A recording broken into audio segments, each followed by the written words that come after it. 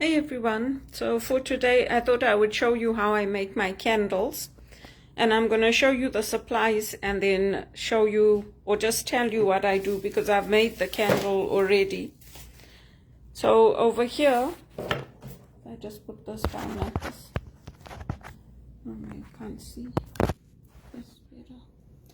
Over here, this is the beeswax. I buy all of my things from Amazon. So this is the beeswax. It's little pellets that you get.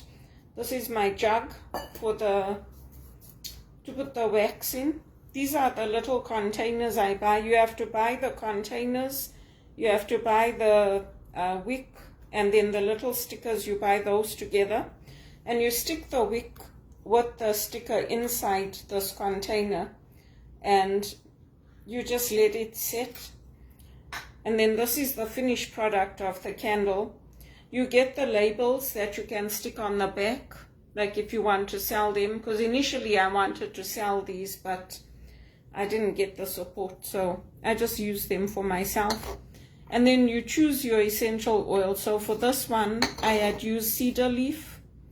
I had used the lavender, the French lavender. This is English lavender. My French lavender is finished. And Cypress. So with the cedar wood, you get cedar wood and you get cedar leaf.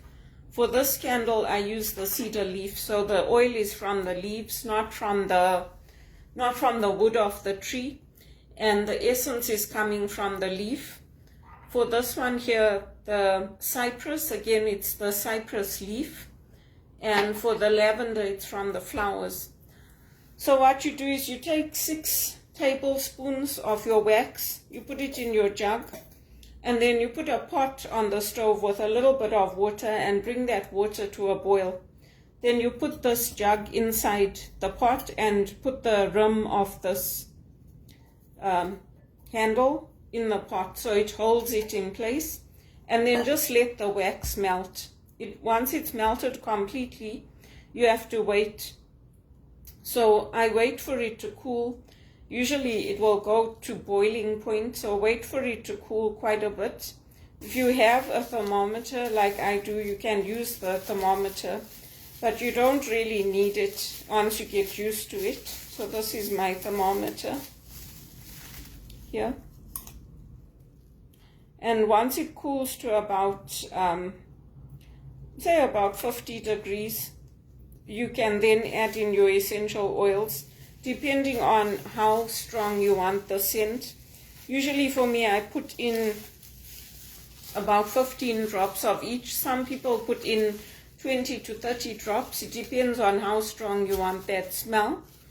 And then you pour that in here. So what I do is I pour the wax into the container first, and then when I see it starting to set a little, then I put in all the drops of the essential oils that I want, and then you leave it to cool, and then you cut the wick down to the size you want it, and then you can use it.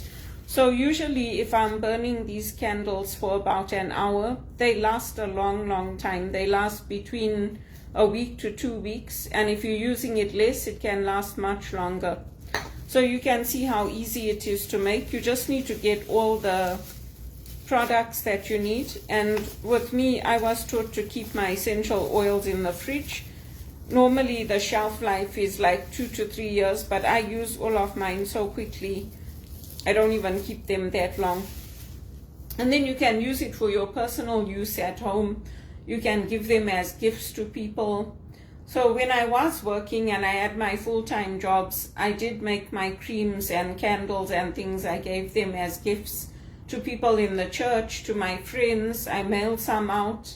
But when you're not working, it's very hard because you need to buy all the ingredients. You need to have them on hand. You need to pay for the postage. If you're marketing them, you also have to be careful because you need to have like disclosures on your websites. You need to have all the facilities in place. In Canada, it's very stringent. It's not like Africa where you can just say, yeah, I'm selling this. And you also have to have your returns policies in place. If people are not happy with the products, you have to be able to refund them.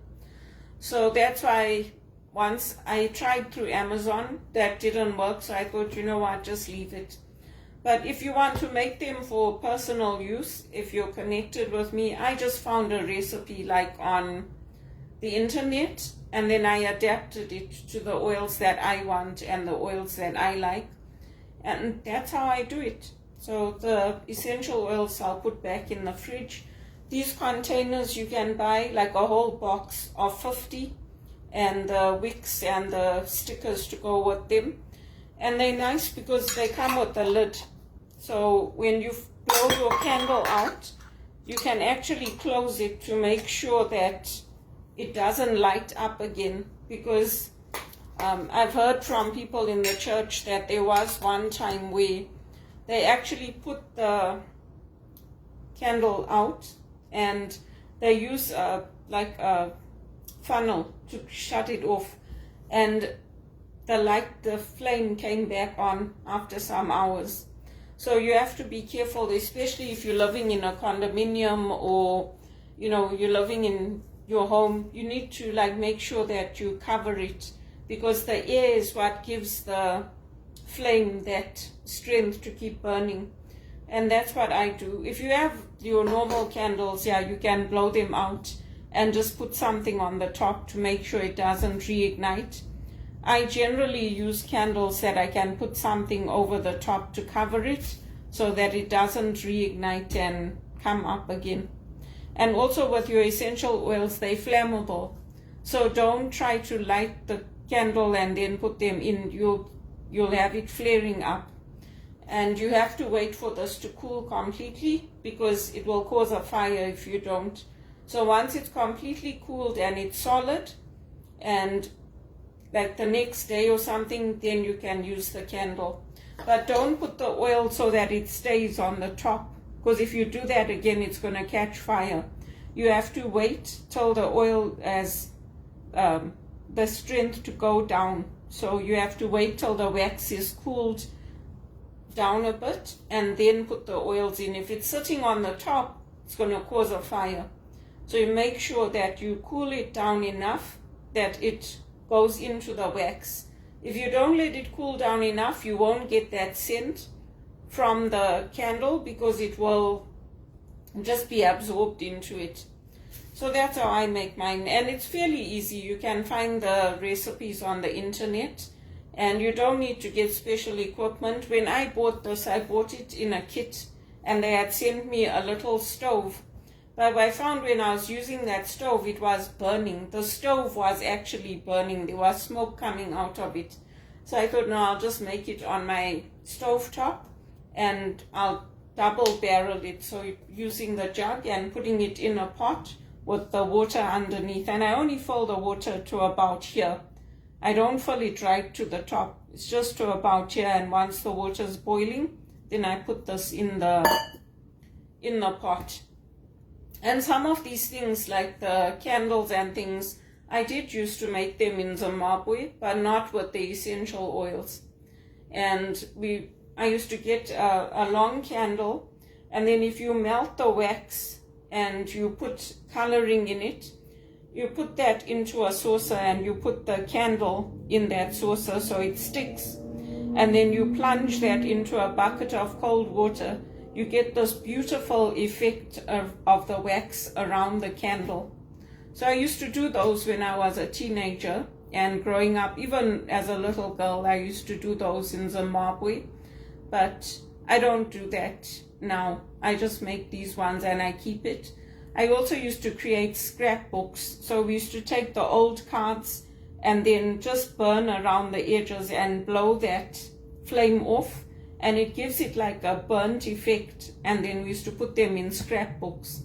So some of these things you learn in childhood, and then later on you come back to using them.